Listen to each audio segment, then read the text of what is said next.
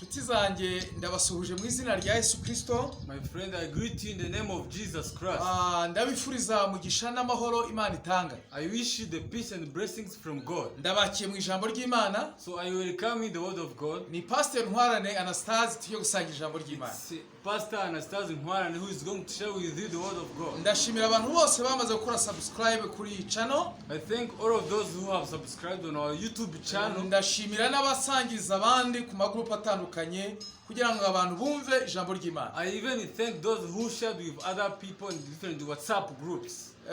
Ndetse no kuri Facebook n'ahandi hose. And even those who shares on Facebook and other social media. Nkuko twabibabwiye, amagambo tubabwira ni amagambo agamije gutuma abizera Imana, abizera Kristo basobanukirwa ubutware bwabo n'imbaraga zabo n'agaciro kabo. As we have told you, this word of God we share with you is the one who help you to understand the Christian, to understand their ability, their power, and their power in God. Kuko kenshi usanga tutisobanukirwa imbaraga dufite, ubutsinzi dufite, n'ubushobozi dufite mu bwami bw'Imana. Because most of the time we realize that we don't understand the power and the ability and the victory we have in the kingdom of God. Rero aya magambo uyakurikiranye kenshi yatuma wisobanukirwa ukamenya icyo Imana ikwita cyo. So if you keep listening to this word, it will help you to understand what God called you. Nawe ukamenya icyo ukwiriye kwiyita cyo, kuko ukwiriye kwiyita icyo Imana ikwita. And you may know who you call yourself, because you should know what God called you. Ukwiriye kwiyita icyo Imana ikwita, icyo ijambo ry'Imana rikwita cyo, nawe ukamenya ko ari cyo uri cyo. You should call yourself what the word of God called you to be. Rero muri uyu mwanya ndagira ngo dusangire ku magambo avuga urukundo rwa kivandimwe. So today I want to share with you the word which says the love of the brethren. Urukundo rwa kivandimwe. The love of the brethren. Urukundo rw'abana b'Imana. Brotherhood love. Rero ndakwakire muri uyu mwanya kugira ngo ufashwe n'iri jambo ry'Imana. So I will come into this word so that you may be touched. Mwuka wera aze ku buzima bwawe. May the Holy Spirit come on your life. Imbaraga z'Imana zize ku buzima bwawe. May the power of God come on your life. Kugira ngo wakire guhishurirwa gukomeye kuri mu ijambo ry'Imana. So that you may receive tremendous revelation in the word of God.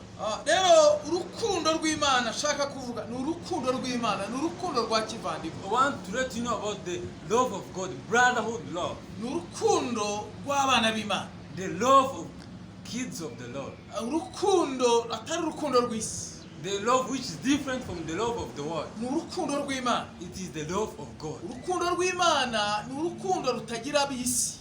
So the love of God is the love which cannot be found in the people of this world. Ab'isi bagira izindi ngundo zigamije izindi nyungu. So the people of this world, they have other kinds of love which are different purposes. Ariko urukundo Imana itanga rugira abana b'Imana gusa. But the love which comes from God, only the children of God have that kind of love. Ubundi hari ibintu bitatu bikwiriye kuba umwihariko w'abana b'Imana bitagira abandi bantu bo muri isi. So there are three things which may be distinctions for the children of God. Cyambere ni urukundo Imana itanga, urukundo rwayo. The first particularity of the children of God is the love that God gives, the love of God. Icya kabiri ni ukuri. The second one is the truth. Ukuri nyakuri kugira abana b'Imana utangwa n'Imana. The genuine truth, it is found in the children of God. It is given by God. Niyo mpamvu Pilato yavuze ngo ukuri ni iki? That's why Pilate says, what is truth? Kuko mu isi ntigira ukuri. Because this world has not the truth. Kuko Imana niyo kuri. God is the truth. N'abana bayo bagendera mu And kuri. even the children of God, they walk in the truth. Bakagendera no mu rukundo rwayo. And also they walk in His love. Ikindi ni umwuka wera, kuyoborwa n'umwuka wera, imbaraga z'Imana. The second one is being led by the Holy Spirit, the power of the Lord. Ibyo bigira abana b'Imana gusa. Only the children of God possess that. Ntabwo isi igira abantu bafite umwuka wera. The world have people which can't access the Holy Spirit. Bashobora kugira izindi mbaraga ariko ntibagira umwuka wera. They may have evil powers, but they don't have the Holy Spirit. Bashobora kugira imyuka ariko ntibagira umwuka wera. They may have evil spirits, but they don't have the Holy Spirit. Umwuka wera ugira abana b'Imana The gusa. Holy Spirit is only found in children of Kimwe God, n'urukundo no kwizera. as well as faith and love. Nakongeraho n'icya kane ni ukwizera. The fourth I may add is faith. kwizera. Faith. Iyi si ntigira kwizera. This world has no faith. Kwizera ni ukw'abana b'Imana. Faith is for children of God. Kwizera gutangwa n'Imana. Faith is given by God. Rero ibi bintu uko ari bine ndakwifuriza kubibamo no kubigendera. So I wish you may walk in these four things. Rero umuntu ugendera mu rukundo rw'Imana rw'abana b'Imana arangwa n'ibintu bitatu. So someone who walks the love of God, the love of children of God, is characterized by three main things. Urukundo nyakuri rw'Imana rurangwa no kubaha Imana. The genuine love of God is characterized by obeying God. Rurangwa no kubaha Imana. It is characterized by obeying Hatari God. urukundo rw'Imana harangwa n'ubuyobe no kwimura Imana. Where there is no love of God, people move God and go to other things. Abantu batubaha Imana bimura Imana bakimika ibindi. Those who do not obey God, they repress God with other things. Aho rero hari ikimenyetso cy'uko nta rukundo rw'Imana ruhari. So that is the characteristic that there is no love of God. Yuda yanditse kuri abo bantu. So Jude wrote about that kind of people. Urebye igice cyose wagisoma cyane guhera ku murongo wa 9 hagaragaza abo bantu imiterere yabo bimuye Imana batagira urukundo muri bo ngo bameze nk'ibicu bikamye. So if you read the whole chapter of Jude from verse 9, you may read those kind of people who do not have love. They are like clouds which cannot give rain. Bameze nk'ibiti byakokotse. They are like trees which cannot possess other flowers. Ni abantu batagira urukundo. They don't have love. Ni abantu batubaha Imana. They don't obey God. Ngo ni abantu bazana kwirema ibice. So they have divisions. Ni abantu badafite umwuka wera. They don't have the Holy Spirit. Rero urukundo nyakuri rw'Imana aho ruri harangwa no kubaha Imana. Where there is the genuine love, it is characterized by the genuine love of God. It is characterized by the obeying God. Atari urukundo rwa kivandimwe urukundo nyakuri rw'Imana nta kubaha Imana kuhaba. Where there is no brotherhood or brethren love, where there is no love of God, people can't obey God. Ahubwo haza kwikakaza. People they become disobedient. Haza kwishyira hejuru. They don't have to be harmed. Haza ubwibone. They don't be harmed. Haza kugomera Imana.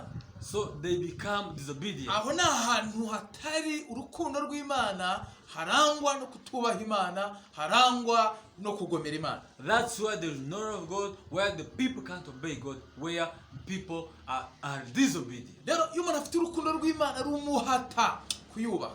When you have the love of God, it causes you to obey God. Icya kabiri ahari urukundo nyakuri rw'Imana rurangwa no gukunda abandi kubaha abandi. Amen.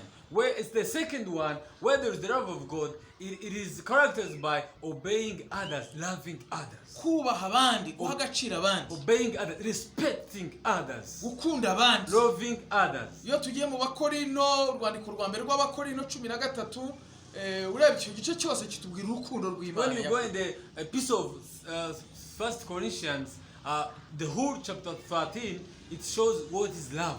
Cyane guhera ku murongo wa 4 kugera ku wa 7 hatwereka ko urwo rukundo ntirwishimira ikibi ku bandi, rurihangana, rubabarira byose, rwihanganira byose, kandi ibyo byose nibiba birikorwa hagati y'umuntu n'undi. From verse 4 to verse 7, it shows us how love is between people, between brothers and sisters, and how love is passionate. Rero urukundo nyakuri rw'Imana rwubaha abandi, ruha agaciro abandi. So the genuine love of God, it respects others, it values others. Rero ahatari urukundo nyakuri rw'Imana uzahasanga kutumvira, kudakunda abandi, kutubaha abandi, ubwicanyi nk'uko Kaini yari ameze. Amen. Where there is no love of God, there is lack of respect, lack of being obedient, like how Cain was in the Genesis. Baba bafite umwuka wa Kaini. They have the spirit of Cain. Niyo mpamvu hatari kubaha Imana, hatari urukundo rw'Imana, haza urwango, hakaza ubwicanyi no kwirema ibice. That's why where there is no love of God, there is found hatred and division. Iyo umuntu yica mugenzi we ni ikimenyetso cy'uko atubaha Imana, adafite urukundo. When someone kills another one, it is the sign of that he has no love, he didn't obey God. rero tugomba kurangwa n'umutima w'urukundo ubaha Imana kubaha abandi. We should be characterized by the love of God, which obey God and which respect other people. icya gatatu cy'ingenzi cyane kiranga hari urukundo rw'Imana ni ugukora ibyiza. Hari urukundo rw'Imana haba gukora ibikorwa The byiza. third one is that where there is the love of God, people do good things, ibikorwa by'umucyo. works of the right. iyo tugiye muri Yohana igice cya 3:19-21 hatwereka yuko abantu bakunze umwijima kubera ibikorwa byabo bitari ibikorwa byiza. When you go in the John chapter 3 verse 19, we saw that how people, they don't write because their works were bad. ntibakunze umucyo kuko bakoraga bibi. They didn't like the right because they did bad things. ntibashobora gukunda abandi kuko urwango ni imbuto y'umwijima. Because they can't love others because hatred, it is the seed of darkness. rero urukundo rw'Imana rurangwa n'ibikorwa byiza, ibikorwa by'umucyo. So the love of God is characterized by good works, the good works of the right. ntirukora ibibi, Does not do evil. rwera imbuto z'ibikorwa It byiza. bear fruits of good works. ntabwo rushobora gukora nabi It cannot do evil things kuko ruba ruturuka ku Mana. because it comes from God. rero ndabifuriza kugira bene urwo So rukundo, I wish you to have such kind of love. urwo rukundo rwubaha Imana, The love that obey God. urwo rukundo rwubaha abandi, The love that respect others. urwo rukundo rukora neza. The love that do good works. ntabwo bizakuvuna gukora neza kuko ruguhata gukora It neza. will not become a burden for you because itself it